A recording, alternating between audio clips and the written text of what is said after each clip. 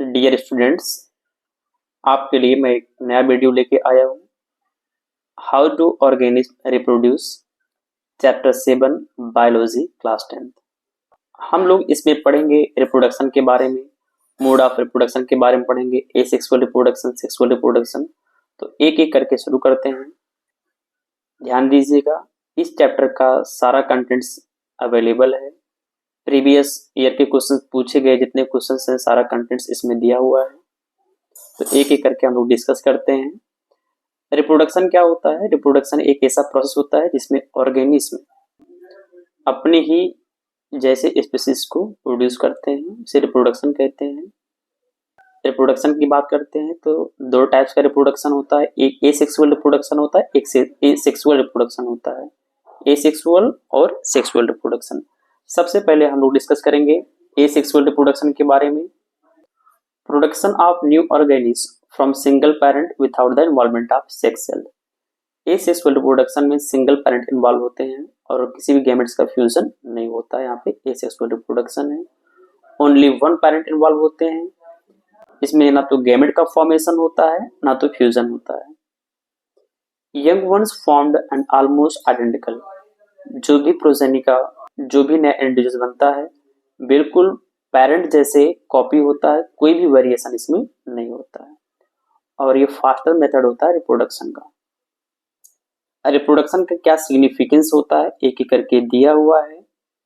फिर हम पढ़ते हैं बेसिक फीचर्स ऑफ रिप्रोडक्शन, जिसमें डीएनए का रेप्लिकेशन होता है, सेल डिवीजन होता है, continue replication, replication is copy बनाना।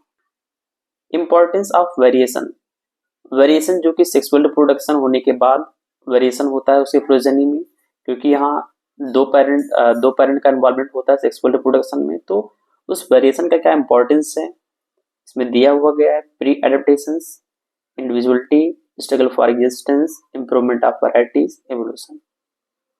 हम लोग एसेक्सुअल रिप्रोडक्शन के बारे में बात कर रहे थे।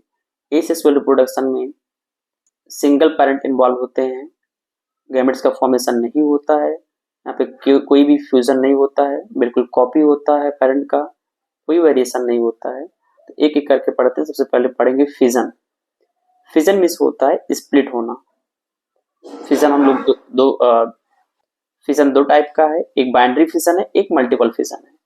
तो फिजन मतलब होता है यूनिसेलुलर ऑर्गेनिज्म स्प्लिट करते हैं दो या दो से अधिक में, इसे फिजन कहते हैं।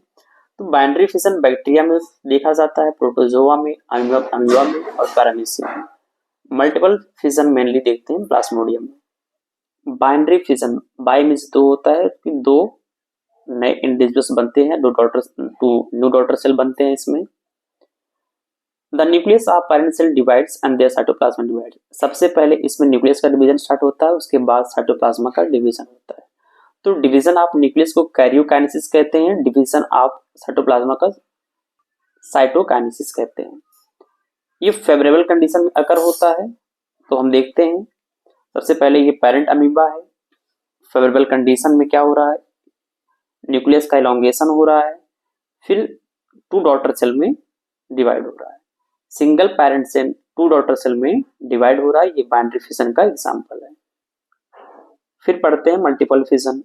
मल्टीपल फिजन में क्या होता है, मिनी न्यूक्लियस का डिवीजन होता है।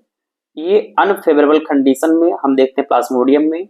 प्लाज्मोडियम क्या होता है, प्लाज्मोडियम में अनफेवरेबल कंडीशन जैसे ही आती है, जो पेरेंट सेल होता है अपने चारों तरफ एक थिक वॉल डेवलप कर लेता है, इसे बोलते हैं सिस्ट।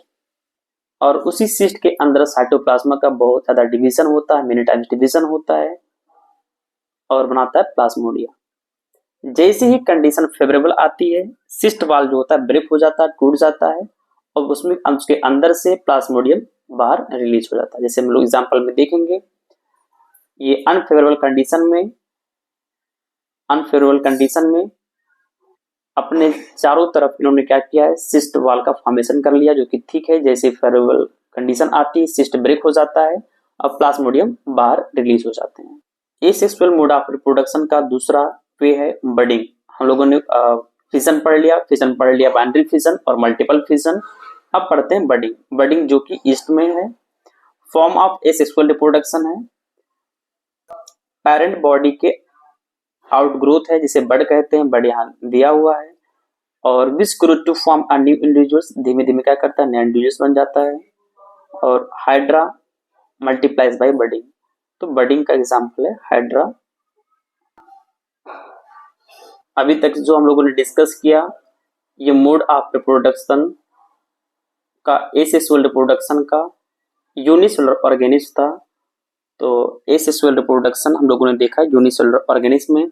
हम लोग नेक्स्ट वीडियो में पढ़ेंगे asexual reproduction in multicellular organism. Next video देखने के लिए चैनल को सब्सक्राइब करिए और कमेंट करिए। Thank you.